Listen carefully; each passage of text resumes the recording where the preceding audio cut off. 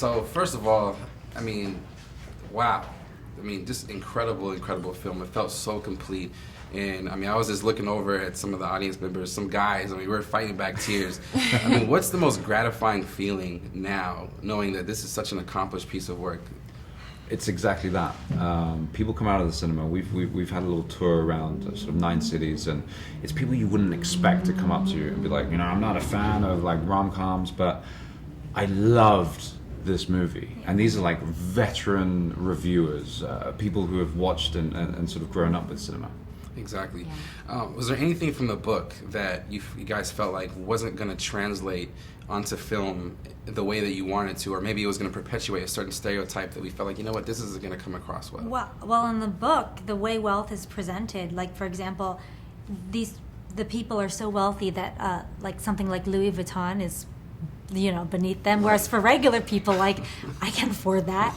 But for the movie, we made it sort of more what we would think of as rich. I think I didn't have that concern as such, because I feel, you know, often in stories, if there's just one Asian character or one minority character, the weight of that character having to represent the whole of Asianness is, you know, is ludicrous and not realistic. Whereas in this film, you see how much diversity there is within all these Asian characters who come from all over the world.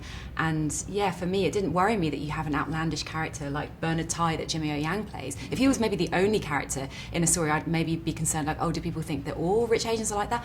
But I wasn't worried in this film, because you really have the kind of grounded, real characters, people who, you know, who don't make a big deal of their wealth, others who come from a different socioeconomic class. So you see that whole spectrum. So for me, I wasn't worried. Absolutely. You know, another thing I really loved about this was just the constant images of food, you know, all throughout the film. Gotta love that. I mean, really, I mean, I felt like obviously food is something that connects us all no matter where we are in the world. So was there any dish that you saw on screen or that you're excited for people to have a chance to experience? Oh, I mean, I love the scene where we're all making dumplings together, because it's making food with your hands with your family. I mean, there's something special about that. Absolutely. What's something about the film that you guys feel like is going to resonate with people for years to come? Obviously, there's a love story about it, but what's something special about this story? I think it's the classicness of it all.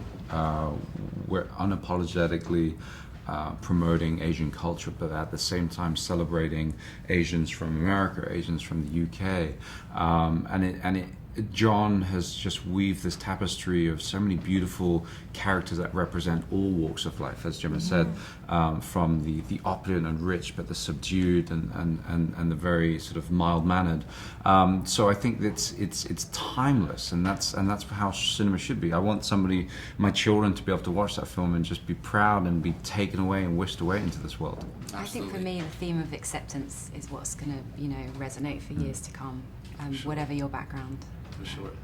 All right, well, thank you again for your time. We look forward to it. So excited about the future of your careers after this film. Appreciate it. Thank you. Thank you so much. Thank you. Thank you.